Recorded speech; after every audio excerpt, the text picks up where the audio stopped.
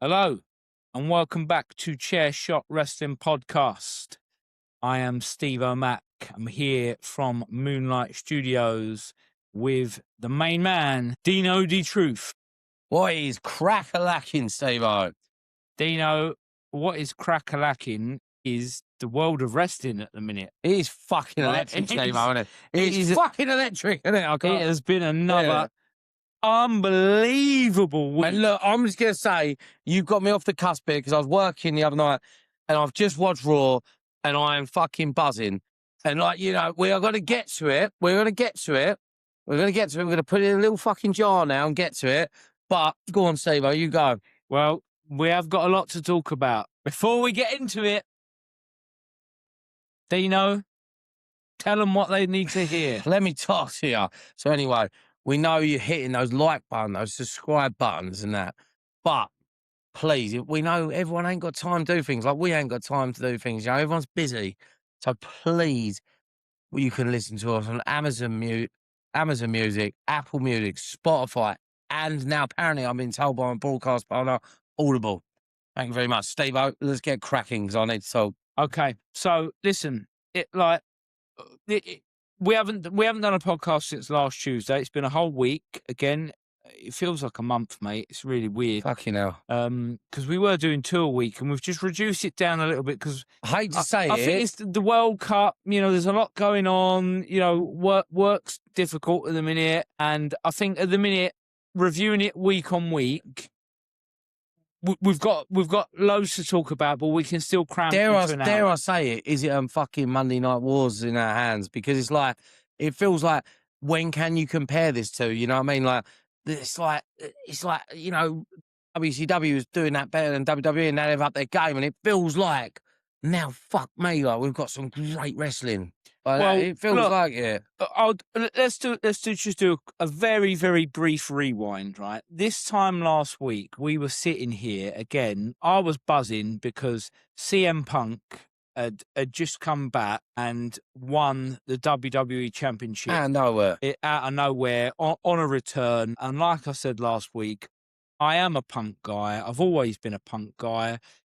If it wasn't for CM Punk, I wouldn't have started watching AEW again. It was only that someone had mentioned to me that CM Punk had come back that got me back into watching wrestling full stop because I'd taken... Well, thank God you did say that. I'd taken a step away from WWE. And so, look, and I'm not saying that I loved everything that Punk did in AEW, and I'm not saying that I love everything that Punk does in WWE, but I am a Punk guy, right? And when he's at his best, mate, it's just fucking great to watch. And last week was brilliant to watch.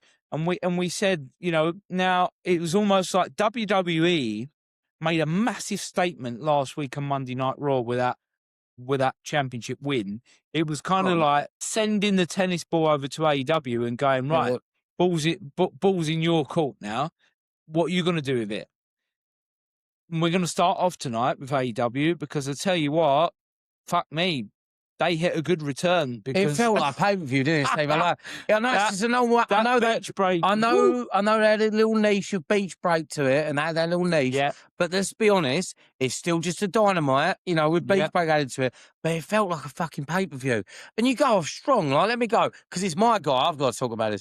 Yeah. It's Chris Jericho. He comes out strong, like that, against Tommaso Ciampa, like that. Fuck it, like, just, you know what I mean? Like, it was there already. What did you think of the setup of the No, but I loved it. You know what? I loved it. It was that old school vibe, you know, like that. You know, like a bit of like WCW in there, wasn't there? Yeah, it was. There was a bit of that. But it's just old school wrestling in general, you know, like the things that we're missing, the nostalgia, where it's like, you know, like where people cared more about the entrance way and all that. It's just like, yeah, it just makes more sense. They used every bit of the setup, I thought, brilliantly, because in that first match, not only did you get like Jericho and that being lobbed through the plastic chairs. Oh man, it was fucking unbelievable. He's fighting away the arena, and it's like it was great. And it's my guy Jericho, and even though he picked up the loss, didn't he? Yeah. But that's what I love about Jericho. He's that good. you know, he ain't afraid to take the loss because he knows how good he is, you know, and he's like, he just wants to elevate them other guys and he's doing it the right way. But man, like that just fucking style match, man, it was just brilliant. Just talking about the chairs, right? I was doing a bit of, I was bored at work the other night, right? And I don't often do this because I'm not a massive social media person, if I'm being honest, right?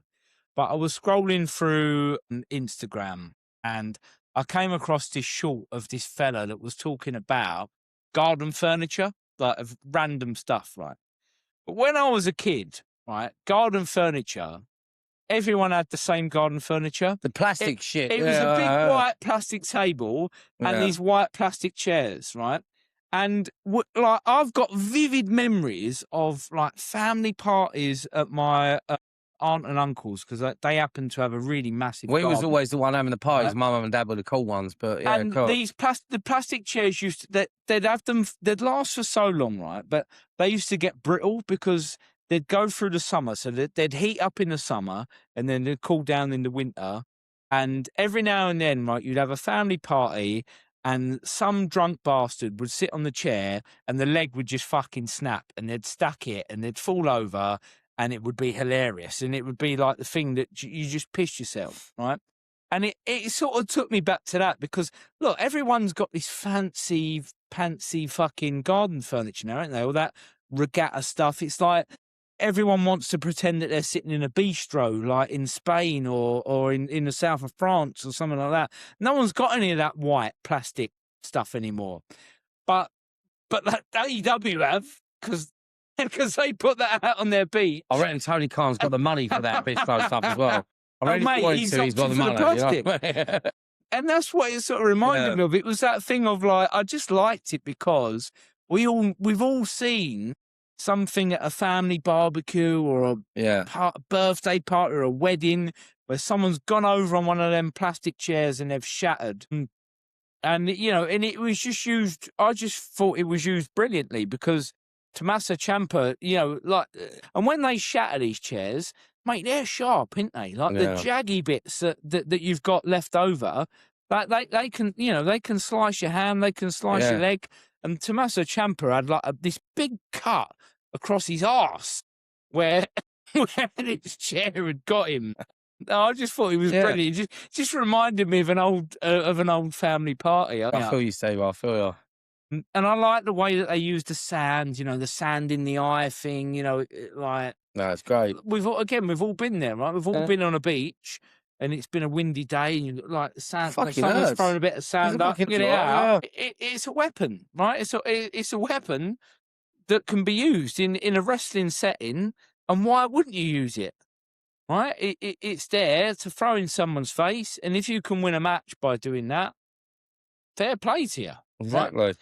Tommaso went over, didn't he, in this match? Which, like, I wonder whether we're going to see a bit of a pattern with your man Jericho here, whether or not he kind of tends to lose the first match, and then we've got a little bit of a Jericho battling back story. One thing I'll say, like I said before, he's never been scared to put someone over Jericho, though. He's always understood, like, you know, the way the old school goes, you know, like, you know, Jericho knows he ain't no fucking spring chicken. I wish we could have another 20 years of my man Y2J, but it ain't really thing. But he probably understands. I mean, he got beat by Fandango at WrestleMania. So, you know, if you can do that, you know, it's like, you know, he don't mind putting people over.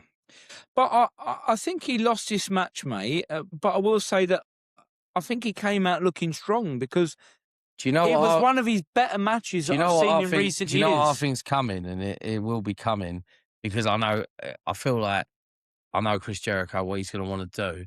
That Painmaker character, you know, the Japan thing. You know that's coming and he's going to have a match with Tommaso. You know that's coming, like, and he's going to have this new, like, I've got a prediction. He's going to have another match with him and he's going to be like, oh, you know, sort of like similar to that classic Mick Foley fucking thing, you know. I can't beat you, but I know a man that can, you know. And it's like he brings out his alter ego, the Painmaker. Yeah. You know, I feel like that's coming.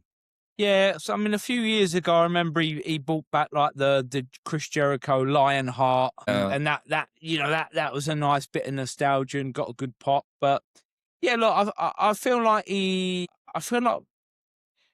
at the end of the day, what do people want to see out of it? If this is the last Jericho run, right? What do people want to see out of this? I know what I want to get out of it, right? I want to get out. I don't want to see Jericho being on top all the time and just, people that are trying to get on their way up, just knocking them back down again at his age. But I do want to see a little bit of everything that we've seen from Jericho in the past. So, every little character that he's played, I sort of want to see a little bit of that. I want to see like a Jericho highlights reel. Yeah. In this last run. So I'm happy to just go along with whatever AEW are doing at the minute, whatever Jericho is bringing to the table. I'm gonna like bits of it. I'm not gonna like bits of it. But I liked this match, right? And I liked the interaction between him and Ciampa. And I think it was probably the right thing to do to put Ciampa over, because we can continue this again. And if Jericho then comes back and maybe wins the second one, maybe you have a third one to finish it off. Yeah. But it was a great start to the show. And as I said, a great use of the beach break setting. And it was a small little niche crowd, wasn't it? It wasn't, we're not talking about like a big stadium here of AEW trying to get like 10,000 people in a building for what people knew was going to be a massive main event. No, exactly. Yeah. I mean, how many people do you reckon was there? I reckon it was like maybe a couple of thousand. Yeah, but the crowd was electric. But so everyone that was there for a reason, and I bet they paid fucking top dollar to be there. And clearly there was a bit of a plug for I can't remember the name of the place where they were, but it was like a holiday resort, wasn't it? And they were clearly plugging that as like a. But that reminds me of the old school WWE stuff and WWE stuff, because they love the fucking plugs. Nothing wrong with it at all. Nothing wrong with it at all. And as I said, it made for a really, really good TV event. And like you say, it had a little bit of a mini pay-per-view feel about it, because the quality of matches that were on it were really high caliber. Because we also saw Takeshita versus Carl Fletcher, which in my opinion, that is a pay-per-view match, right? These two are the two talents that I'd probably look at, along with maybe one or two others. They are the two that I look at and go, they're the future of wrestling. Carl Fletcher especially. Because I can see him being the top guy in AEW, but I could also see WWE being all over him in 3 or 4 years, and I can see him being a massive star in WWE as well. I just think he's got that something about him. He's not. His character is not sort of too offensive that you could put it in a PG bracket, the suits and the wearing the shoes with no fucking socks, which the Yanks don't get, mate, do they? No. They don't understand it. We live in Essex, right? We see it every fucking day. We see it every day. Every day of the week. Fuckers, you know what I mean? Every day of the week, right? Shoes, no socks, shorts. I mean, a little like wankers, you know what I mean? But still, anyway, we're not going to get into that. I just think, mate, it just gives you blisters, personally. Yeah. But look, we've seen it. It's not a surprise to us, but the Americans don't get it. They really don't get it. They're like, where's your socks? Yeah. But it's little things like that. I think you could take that gimmick over to WWE and it would get over. And it wouldn't surprise me, out of all of the big stars that are on AEW at the minute, it would not surprise me if Carl Fletcher was the one in 3 years' time that was in WWE, because they've offered him a deal that you just can't turn down. Carl Fletcher, I don't know, he seems to have a bit about him. It's like, I said it before, he wears him, so he's got that little bit of ping on him. Yeah. He always looks the part, and he really seems to put the effort in his character and his gimmick, and he just that little difference, doesn't it? It's like, you know what I mean, the icing on the cake, as they say. Yeah. He just, yeah. And as an in-ring performer, mate, it's fantastic. The intensity when he does that thing where he clicks through the gears and he just gets faster and faster and faster, and then he gets nasty with it as well. And I got to admit, I didn't think he was going to win this match because Takeshita's only just won that belt off of Okada, and I felt like he was going to go on like a fairly long run with it. So again, it was a bit of a shock to me that he came out with a win, but he did it. He was in a dominant way. There weren't much foul play, was there? There was a bit of Don Callis or Dom Perignon doing his thing, getting up on the apron and, being an arsehole and interfering.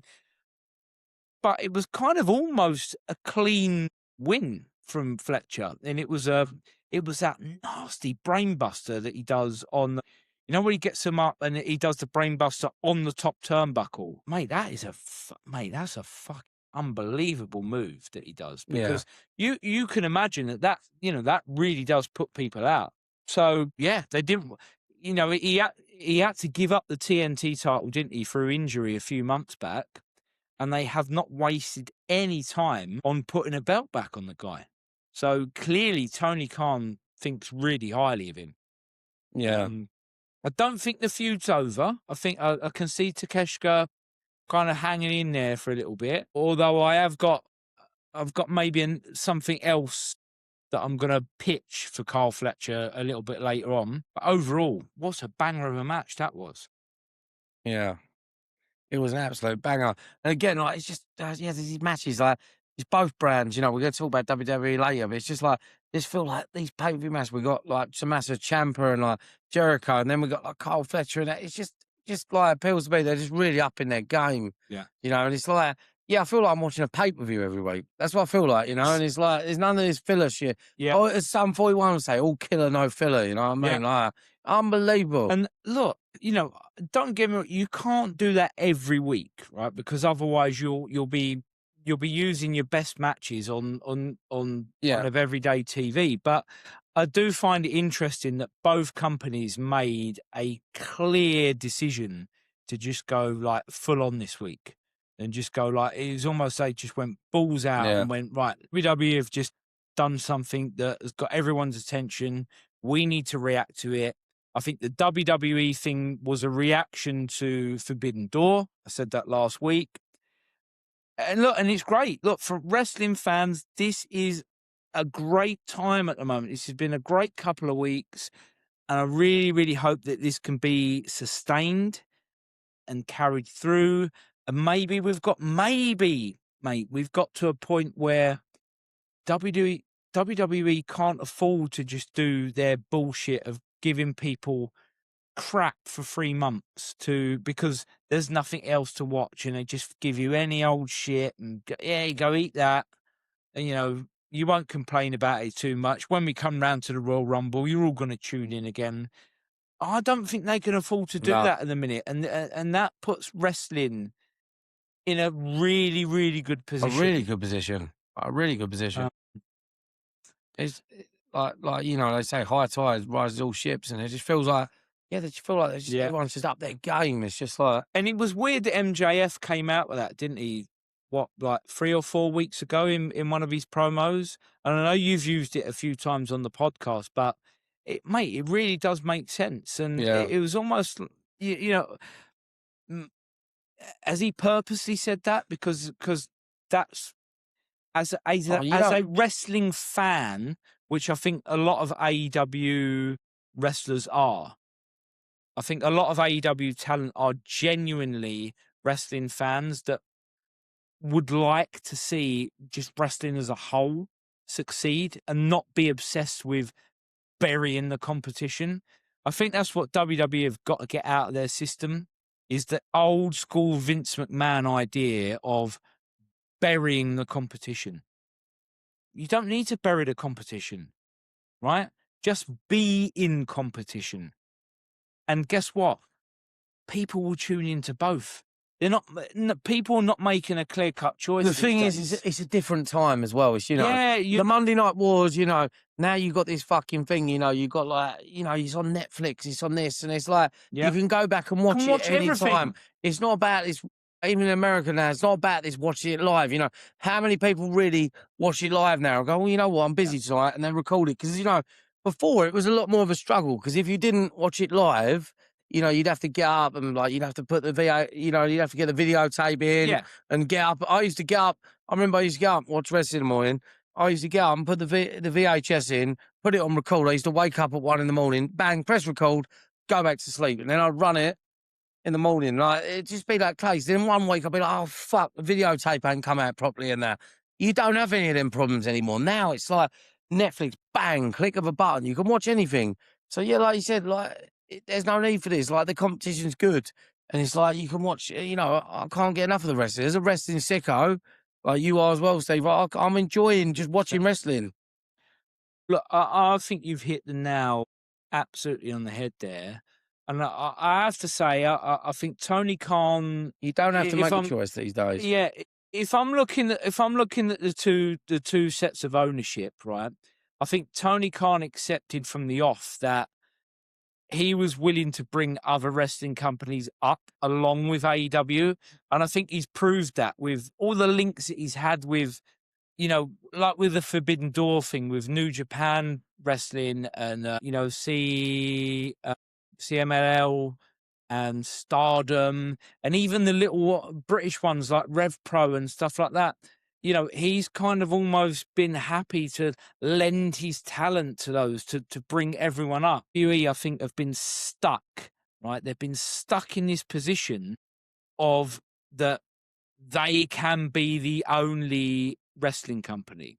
And it does stem back to Vince McMahon. It does stem back to a time where another company threatened to put WWE out of business, right? Like you're saying with the Monday Night Wars. But I think it's perhaps taken a little while for WWE to come to terms with this. But like you said, there can be a war, but it don't have to be a war where someone fucking lives and dies, right? It can be a war where you're just battling to see who can put on the best show, knowing that actually the majority of your fans, certainly your old school fans, are going to watch both, Make right? love, not war, man, Regardless. isn't it? Make love, not war. Yeah, so it's Let's all like, love yeah, wrestling. like, but Why you not? know, battle for your TV deals, battle for your sponsorship deals, you know, because that's where the money comes from. That's fine. There's And I not an tell you issue what, there. as well, the difference is now is like, you know, it's not like the difference is before is when there was this Monday Night Wars going on, there was, you know, the money was coming particularly out. It was taking food off Vince McMahon's family table. It was coming out of his own wallet. You know what I mean? Like it was balls to the wall. And, you know, if he could have gone down, he would have lost everything. But let's be honest, it's TKO now. And Yeah. fuck me. Even like God, Going God, out of business, mate. God forbid, you know, God, I'm touching wood here. I'm saying this. Wrestling fucking goes out of business and it never happens again. Like, God, sorry, like, please, Lord, it never happens. But, you know, wrestling just goes and everyone in the world just stops watching wrestling. Yeah. They've still got the UFC and that. There's still this. The TKO is still going to be standing.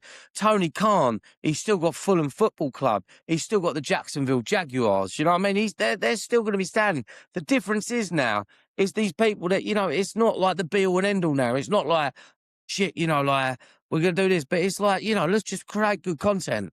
That's all it is. Look, mate, I'm fingers crossed. I'm hoping that that is the point that we've now reached, and this is a Yeah. turning point with it all. Because I've said this a million times to you, mate. You know, I've watched WWE since I was 8 years old, and I have had breaks, but the product recently over the last few years, as I've got back into wrestling, it's not been the product for me. It's not been the products that I loved years ago. But there are still elements, and you know, and they've shown me recently they can still bring those things back in, and I do watch it and I go, well, Yeah. actually, I love that, right? And if, I'm not tribal about this, right? I've put my flag in the sand. AEW is my main show at the minute, but I'm not saying that, right, it's AEW and fuck WWE and I hope WWE goes under.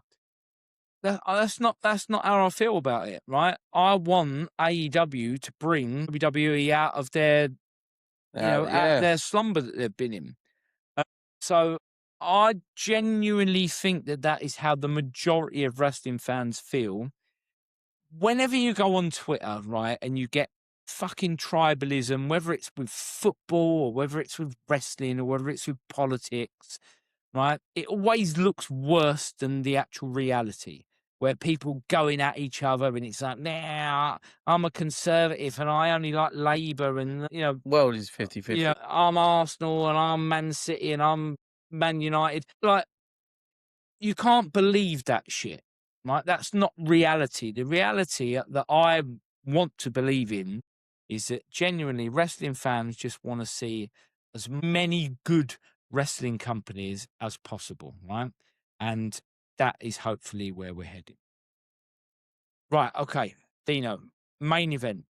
I know there was other bits on Beach Break, but I feel like we just need to get into the main event.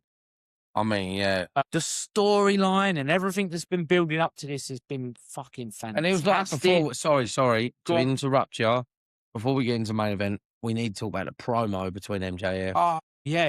And you're right. yeah, and Will Ospreay, 'cause I mean, fuck me, like, he was going at me. And I think, like, you know what, like, as good as MJF is, I thought Will Ospreay was home when he was like, slagging off, and he's like, get out of my face, you feel like you've been fucking drinking cat piss, like, it was just calm. It was just like, it was like a real fight, like two geezers talking in a pub that were about to have a fight, It was just like, real, like, animosity there, and hate, you just felt the hatred, and like, and Ospreay was really like sort of calm and collective. Yeah. He was just like, look, Max, you say the same stuff, you are good, but it's all the bullshit that comes with you.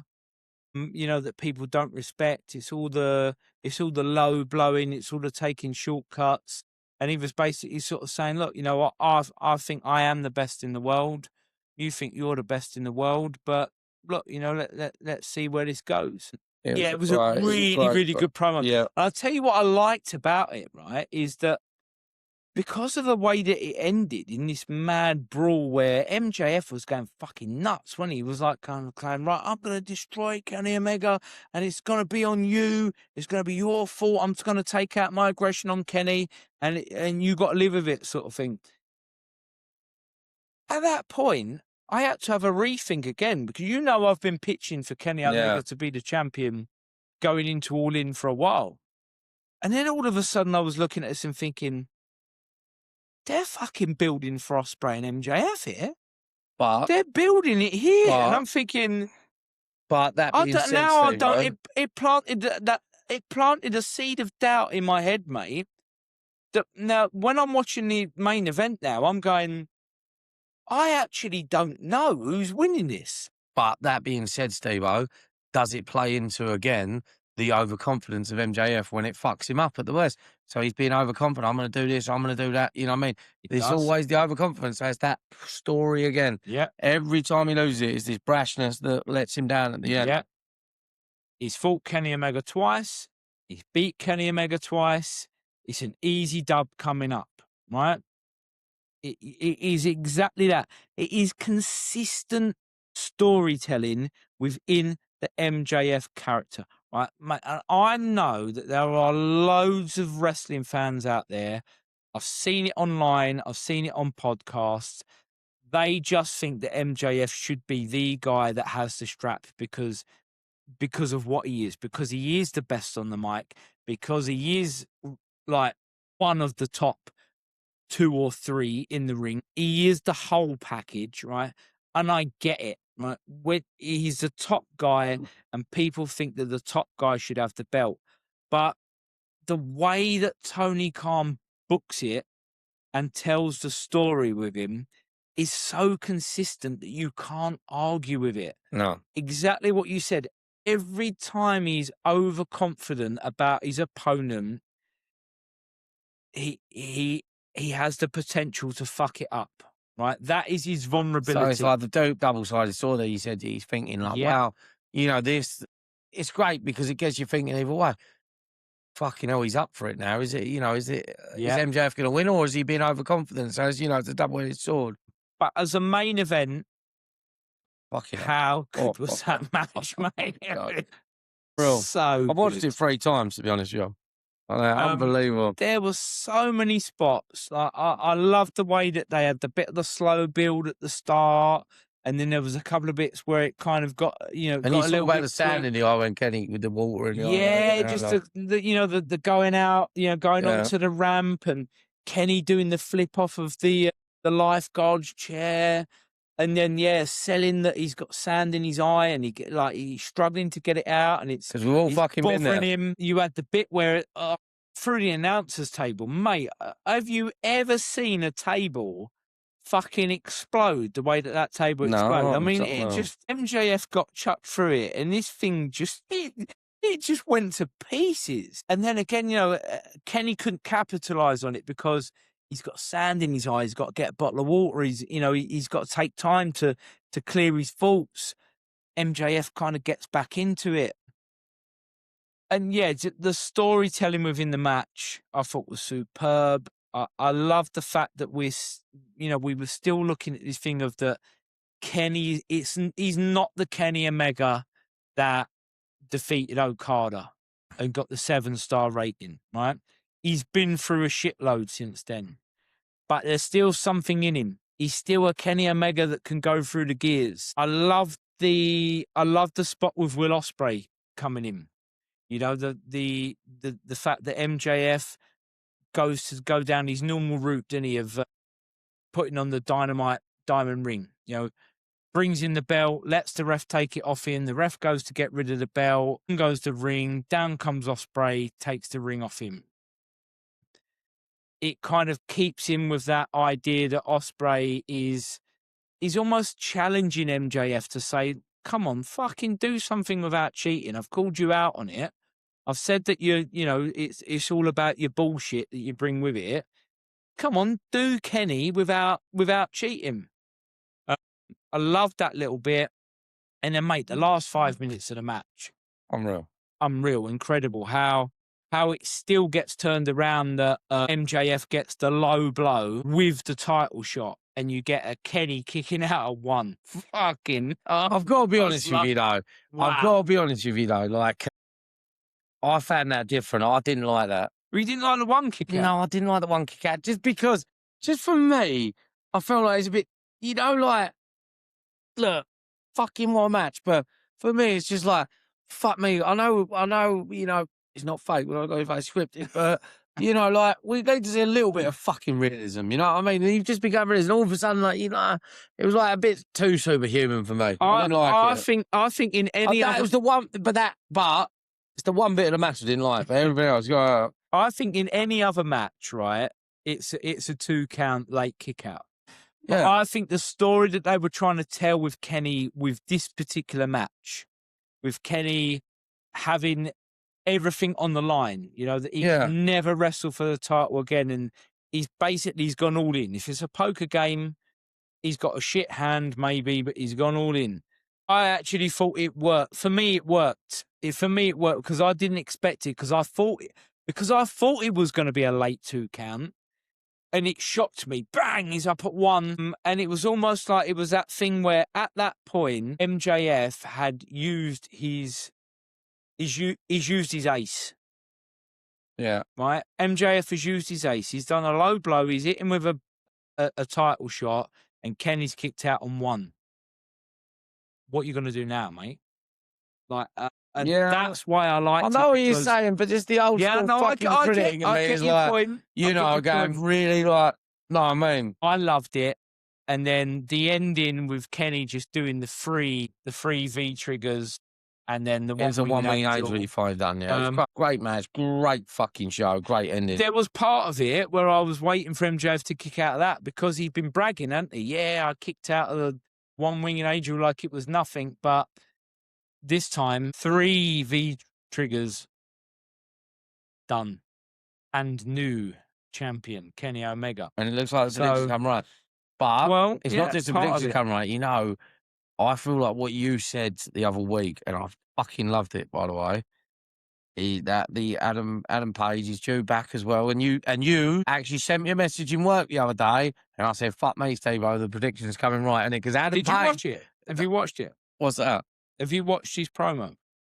I haven't watched it yet. Right. Okay. So, Adam Page is. So they had it on Collision, right? And I think I haven't seen the Collision. reason why they did it is because it was in Virginia and it was his hometown, and so they decided to bring him back. Right, so I'll explain to you what he said. Basically, he came down. It was a really good promo. I'll get you to watch it after this podcast because it's worth watching. It was a really good, sincere Adam Page promo where, he's talking about not being able to challenge for the title for the first time because he's not been seen since he lost to MJF. And he was talking about his time off and saying that he's got his land, he's got his ranch, and he's been into his gardening and he's been planting stuff and he's been growing stuff and he's been planting seeds and he likes to see how the seeds grow. And he sort of says something about, and hopefully tonight, he said, I'm going to plant one more seed. And I don't know. He said, I don't know what this seed is going to turn into, but, I'm going to plant one more seed. And he went on to talk about the other championships that were in AEW. And he said, look, I've won the tag team belt. I've been world champion. He said, but we've got the national championship that Mark Davis has got. We've got the TNT championship that Kevin Knight's got. We've got the newly crowned international champion, Carl Fletcher. All Don Callis member families, by the way. Yeah, sure. And he's basically saying, look, I'm going to have to accept that I'm going to have to find something else to do in WWE, but I'm not getting down about AEW, it. sorry, you just said WWE. Unbelievable. You said that. Edit that out. Yeah. Yeah, so he basically said, I've got to find something else to do in AEW, meaning that perhaps he's going to go on this storyline. Oh, and he also mentioned the Continental Championship that John Moxley's got. Perhaps he's going to go on this storyline of a bit like they have in WWE, where you have a Grand Slam champion, right? And we know that there's only a select few, right? Guys that have won it all. It started off with the 3 championships, didn't it? Tag team, Intercontinental, WWE Championship. Over the years, it's grown, and you've got guys that, you needed to win the European title, and, you needed to win the US title. They've added bits in since. And I'm wondering whether Adam Page is going to go down that route of, can he be the first ever AEW Grand Slam champion? Can he win every title? And then that puts him, in a position, above everyone else, but also keeps him away from the world title picture, right? But also, I don't think that this idea of his friendship with Kenny Omega maybe somehow coming into play, and this stipulation of Max wanting to be in that main event at Wembley. It makes so much sense. Play. I mean, it's such a great storyline if they do that. There's been so many of these stipulations put on these title matches. And he's come back at the right time, hasn't he? Yeah. And look, and I think we're going to see the first bit of it on this week's Dynamite, mate. I'm almost certain that Adam Page is going to be on Dynamite.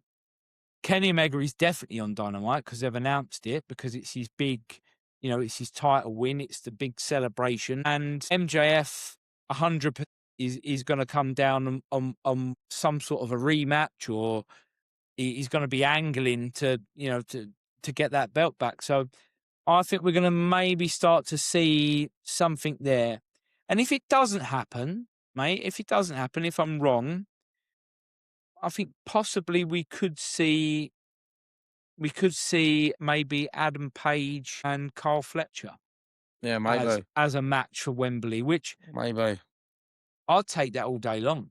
Carl Fletcher and Adam Page. I think we've seen one match between them before where Page had the belt. I'd take that as a storyline and a match all day long if it ain't going to involve a storyline with him and MJF and Kenny Omega. But it's going to be interesting to see where this week's Dynamite goes off the back of this. Yeah, definitely.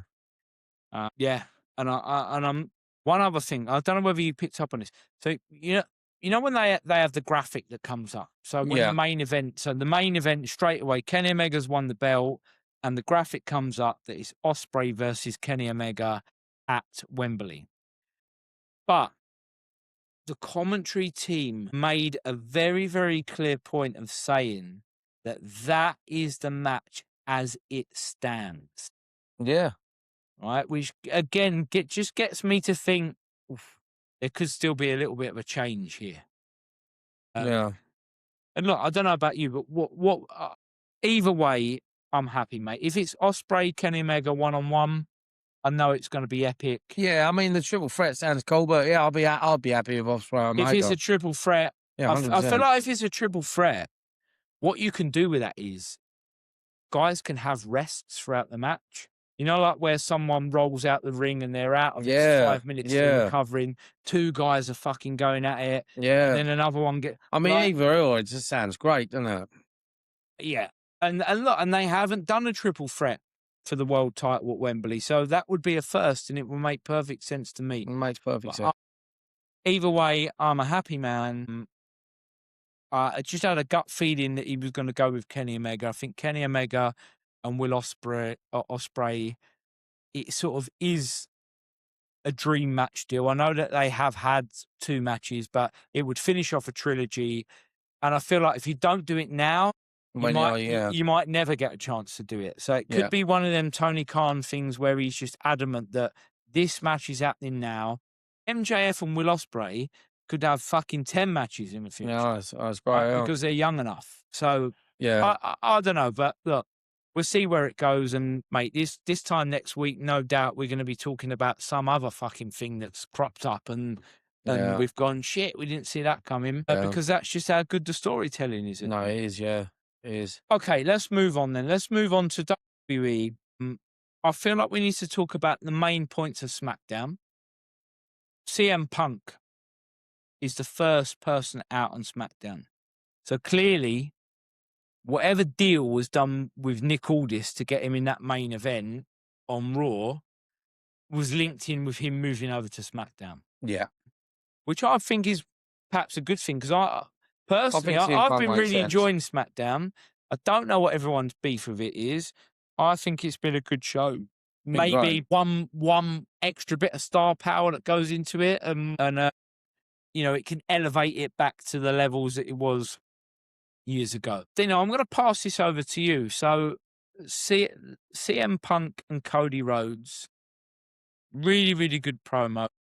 What are your thoughts on this? Well, I've got to say, like, there's a part of me where, I said before on the podcast, I'm going to contradict myself, that Cody needs to go away, and like, because he's been like thrown in everyone's face. But I'm really looking forward to this match. I'll be honest, it's, it's a fresh match, isn't it? Like, it's CM Punk, great, like 2 great performances, CM Punk, Cody Rhodes. It's a great match. And like, there's a lot of good matches. I can see a good match coming. I see good promos coming. And I'm like, you know what? I don't hate it. And like, I didn't think I'd say that because I thought he needed a little break, Cody. But, obviously they put their 2 big star power because they want to sell out, the low ticket sales, SummerSlams. They put them together now, because it feels like that could have been a WrestleMania match as well to me, Yeah. But, because I don't think, as far as I'm concerned, it's never happened, has it? I mean, it might have happened, Cody Rhodes, CM Punk, when Cody was, dashing Cody Rhodes or Stardust. You know what I mean? But I don't think when he's the American Nightmare, I don't think that's ever happened as far as I know. Yeah. And it's a big, big match. And I just think the whole fucking, we'll talk about it more in depth, but they've just really upped their game because they know the ticket sales is. SummerSlam, I can generally say I haven't been this excited for a WWE pay-per-view in a long time. Yeah. Again, I think this originally was the WrestleMania match that should have happened last year. Before we had all the problems with Seth getting injured and that derouted perhaps a Seth versus Roman WrestleMania match for last year.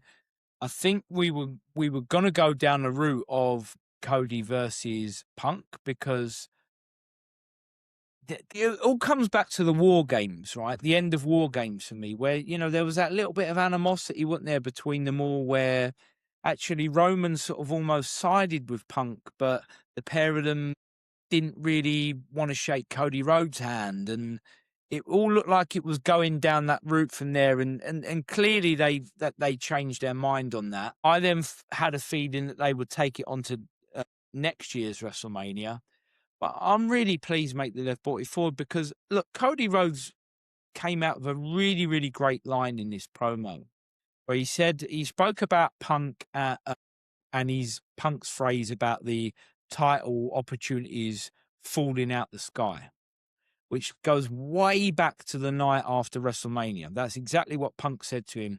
You never know when a title opportunity is going to come out the sky, and and you just got to take it. And then Punk's been missing for months, and that's exactly what happened on Raw, right? An opportunity fell out the sky. Punk took it. He's now the champion. Cody said, look, you've got those title matches, right, where an opportunity just appears. He said, but you've also got title matches that have been building for years, right? And I think that does go back, mate, to Cody Rhodes when, I'm going back to the WrestleMania that I watched in Miami in 2012, where Punk was the champion and Cody Rhodes was in a position where he was still in that Intercontinental title picture. But Cody obviously felt that he should have been elevated shortly after that. Cody felt that he should have been elevated into that world title picture while Punk was going on that 400-day reign. And then WWE ultimately took the decision to take that belt off of Punk and put it on The Rock and go with Rock Cena again and go down that line with John Cena being the champion, and Cody Rhodes just fell away from it, and CM Punk fell away from it, and he decided to leave. So I think it goes back to, I think it's deeper than maybe what they're even showing at the minute. And this match goes back to, this was the two guys that were supposed to be, they were supposed to be the two fucking best guys through 2015, 2016, 2017. And they both left. Yeah. They both left because Vince kept fucking putting the belt on Cena. Right? Yeah. And neither one of them liked it. And I think that's the bit of the storyline that Cody's touching on, but he can't say it. He can't quite come out and say it because, Triple H is still the guy. He's still involved in those decisions even back then. But it does feel like, there is that bit of history there that this match should have happened 10 years ago. This match should have happened back in 2016. Punk should have been a top guy in WWE. Cody should have been a top guy. And it didn't happen. So, mate, I thought it was a good promo. Yeah, sorry. I'm happy that they've not dragged this out to a WrestleMania. No. And it doesn't mean to say that there couldn't be a rematch at a WrestleMania, but I'm glad that they haven't just done this big old long build again for 9 months, because it don't fucking need it. Again, it's one of them, we've said this so many times, some matches don't need a long build. Action speak louder than words, doesn't it? The story is already there. I think it's going to be a great match. It's going to be great. I think Punk wins. One thing, 'cause I'm really excited to talk about it. We need to move on to this Trick Williams title. Oh, yeah. We need to talk about it. Yeah, okay, yeah, Trick. Can we do the... Am I going to get the right one? I'm going to stand up. Sorry, guys. Ready? It's... You just made the list. Hey, you fancy it? Maybe sorry, guys. Right, ready? 3, 2, 1. That fucking title, I fucking love it. I fucking love it. I just love it. I'm sorry. It's just like, and I'll tell you what, there's a part of me that I'm probably going to fucking buy that title, yeah? And not only that, let me promise you, yeah, it may be from now till the day I get in my deathbed, I promise you I will have a signed Trick Williams title with that. I can't tell you. It might be today.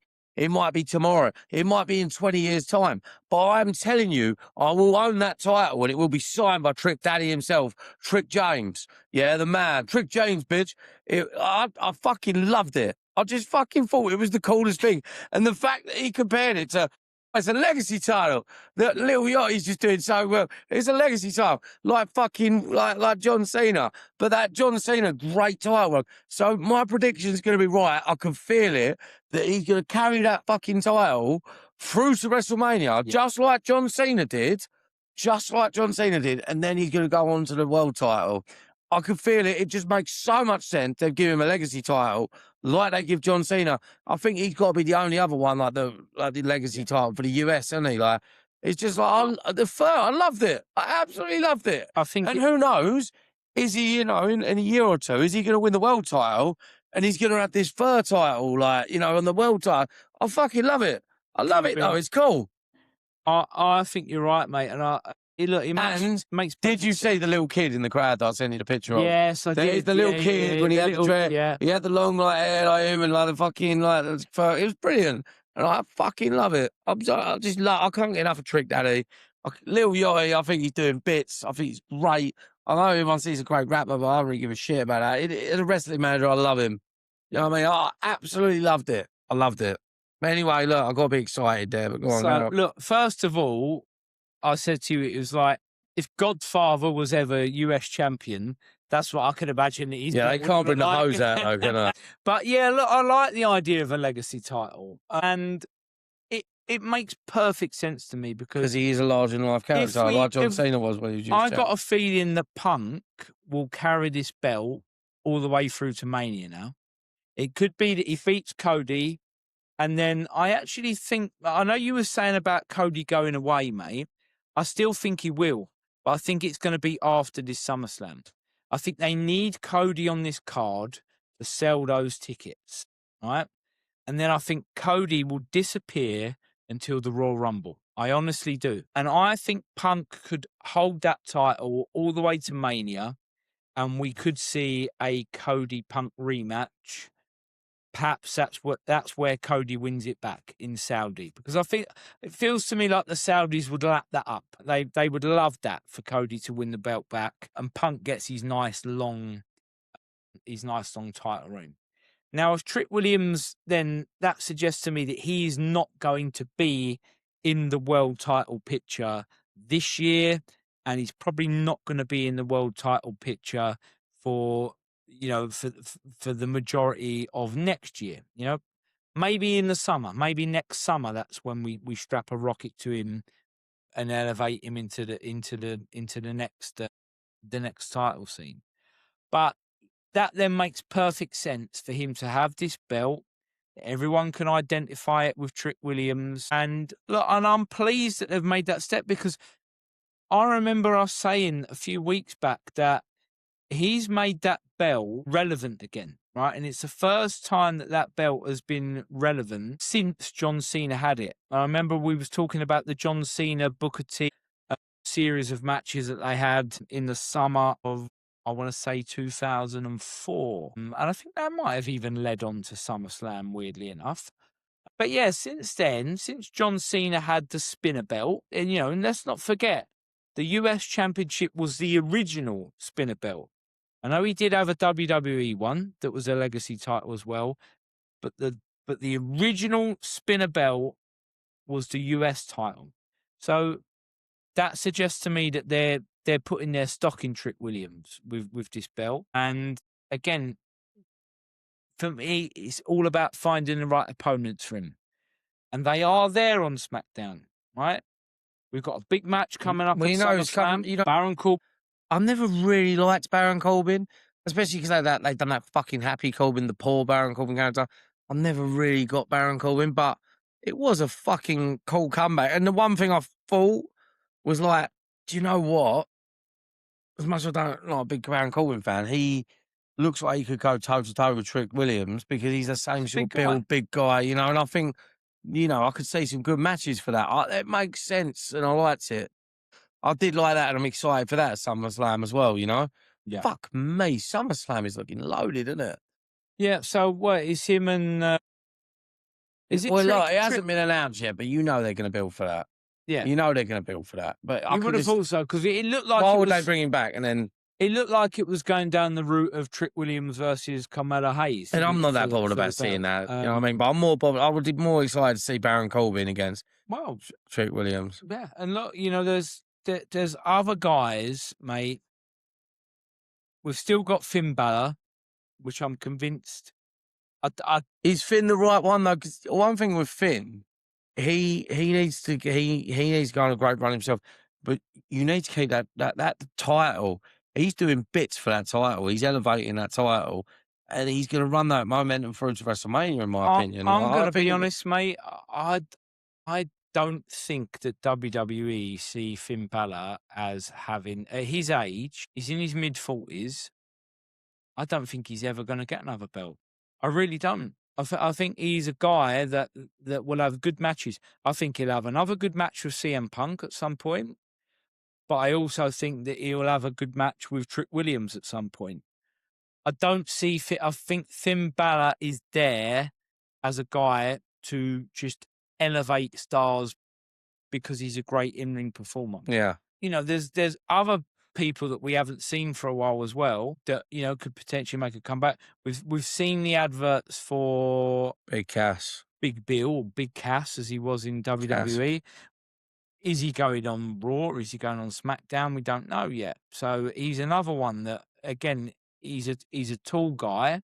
Trick Williams isn't small, you know. He's Bringing? like Is Enzo 6'4", coming back 6'5". with him though? He's got. Yeah, we don't. Yeah, maybe he gets a single run first, and then the Enzo thing comes after. But I just feel like there's enough talent for Trick Williams to work with that we can get, like you said, we can get another 9 months Yeah, definitely. of this belt. He can I go. hope I'm right. He can I go can't believe Mania I'm to right. Mania. He can go Mania to Mania. I think he either drops the title just before WrestleMania and then goes on to challenge for the title like John Cena did. But could he do the Ultimate Warrior thing with the Intercontinental where it's like the champion versus champion thing? Like, because that would be fucking cool as well.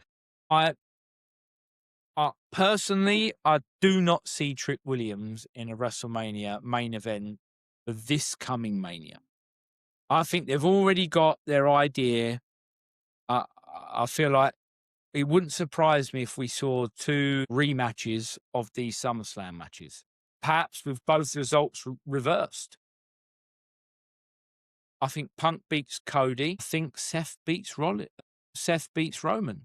What, you think Seth beating Roman at SummerSlam? I think Seth beats Roman at SummerSlam. Wow. And because it's the only way that it keeps it interesting for me, mate. Look, if Roman beats Seth and finally puts that to bed, you can never really have another match with them again because where's the interest in it? Are WWE ready?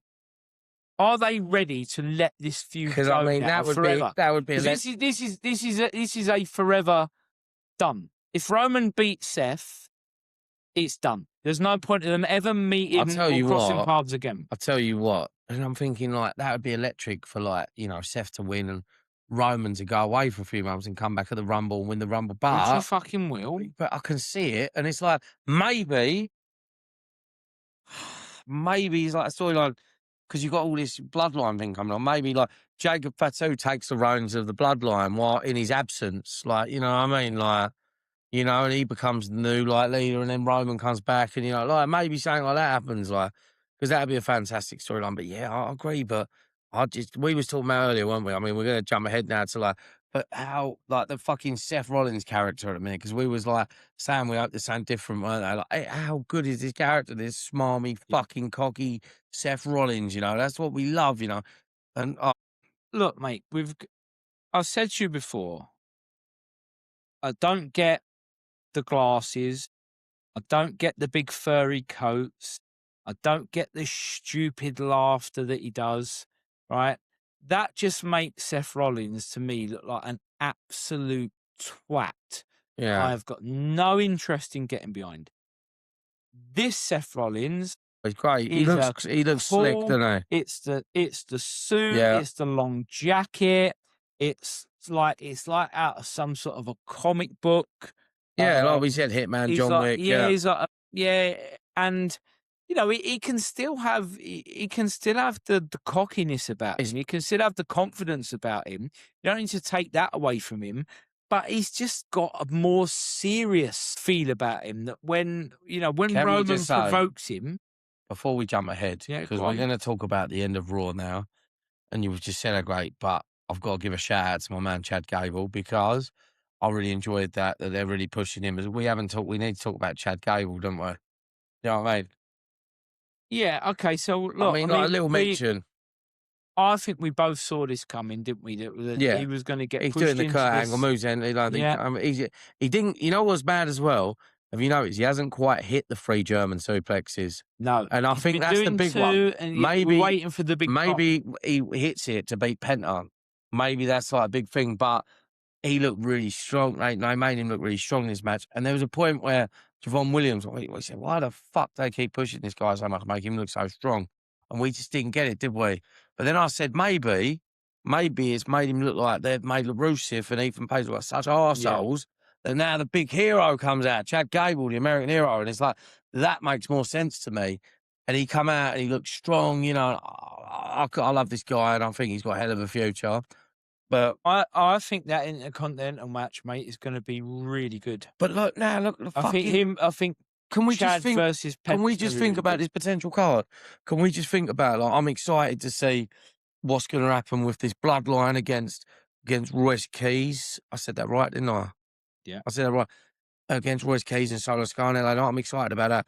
I'm definitely excited about Trick Daddy against Baron Corbin, because I think it's going to happen. I'm not sure, but it's got to happen. So that'd be a great match.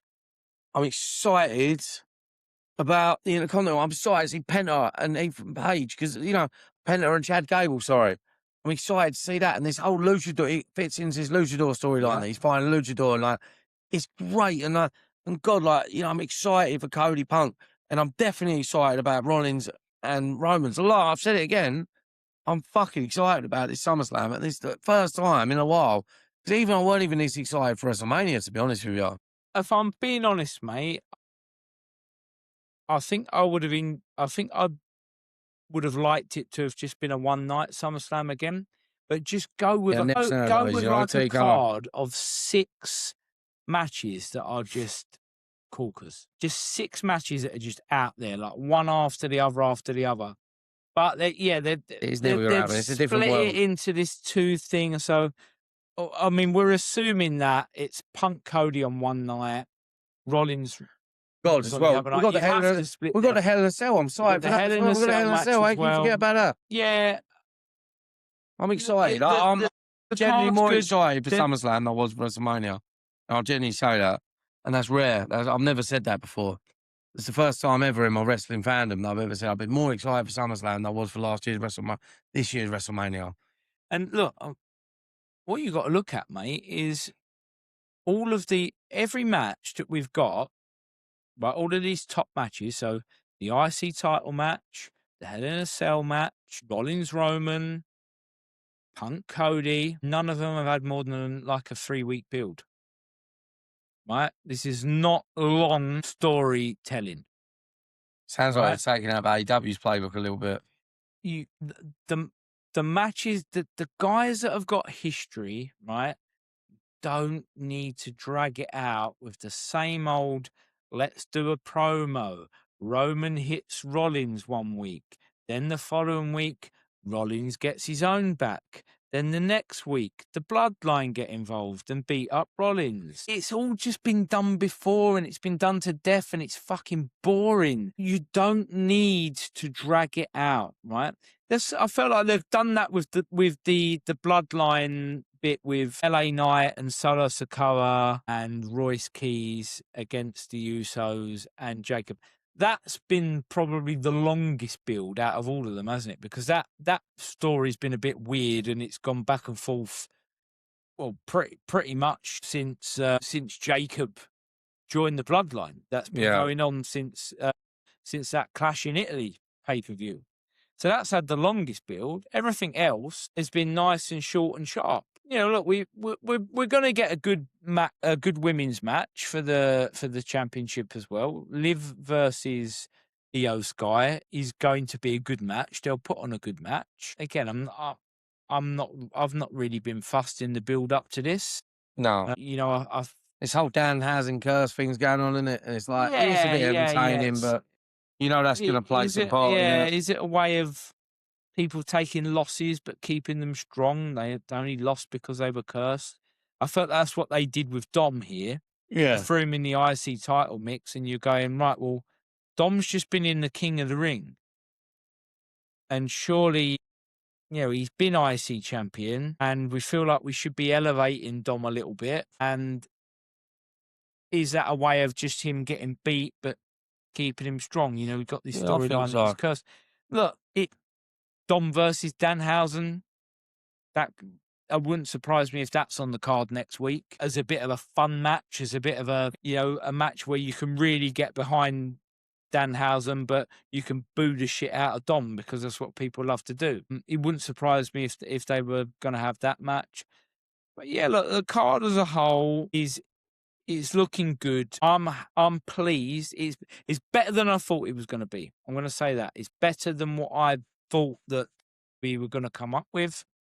There's bits of it that I still don't like how we got here. I still don't like Obafemi giving up his title shot. I think there was a better way of telling that story in the King of the Ring. And they even spoke about it, didn't they? In that promo, I don't know whether you picked up on it, but the promo that Obafemi had with Brock, Heyman basically said that Obafemi is a bit of a dummy. He's won the King of the Ring, and he's so obsessed with Brock Lesnar that he's given up his title shot, and he thinks that was a bit of a stupid move because Brock Lesnar's the beast and Brock Lesnar's going to defeat him. And then when Oba did come down, Oba quite clearly said, mate, that he said, look, I gave up that title shot to fight you. He said, because let's face it, you would have screwed me over in it anyway. And that's the reasoning that they're trying to bring into it. I think WWE have realized that move didn't make any fucking sense. Yeah. And it's been criticized, and it's been rightly criticized. And someone somewhere has had to kind of go, look, well, why don't we go down this angle of that Oba was worried that even if he went after Roman, Brock was going to come out and screw him out of his title shot. Yeah. So he might as well put this to bed. Yeah. It's maybe salvaged it a little bit for me, but I still don't like it. I still think WWE should have been... They should have been on the ball with this, and Oba should have lost the King of the Ring. Again, why not just have fucking Seth win it? That was my point. If Seth was going to challenge Roman, why not just have Seth win King of the Ring? And Brock cost Oba King of the Ring, and then you have Brock Oba Hell in a Cell, Seth versus Roman, and it all makes perfect sense. But that is why I know that this was not the plan. That is why I know it was not the plan, and it is all about ticket sales. But look, they've pulled the trigger on it. Good on it. Now let's see him deliver. That's all I want, mate. Yeah, I love that. I want a SummerSlam that delivers. Certainly the two main events have got to fucking deliver on quality. We can't have a Randy Orton, Cody Rhodes match. No, they really shit the bed with that. No, weren't great. We need, if anything, we need two Punk Roman matches. Yeah, I can't lie. I said I'm so excited for SummerSlam. Yeah, it's coming around quick, mate. Was it? It's a couple of weeks. I think you've got some. No, before that, right? So before SummerSlam, we've got the next AEW pay-per-view. Redemption, yeah. So we've got Redemption coming up. What are we? We're the 15th today. So this weekend is going to be... So Redemption is not this weekend, the following weekend. And then we've got SummerSlam. And then we're on the road to Wembley, mate. Yeah, exactly. And we're going to, can't we? But Redemption's got to be MJF against Omega, the rematch, isn't it? Especially in Canada. It's just got to be, isn't it? I honestly don't know what they're going to do. I mean, there are so many different avenues that they can go down with this. But look, it makes me want to tune in to watch AEW Dynamite to see the next chapter and where this is going to go.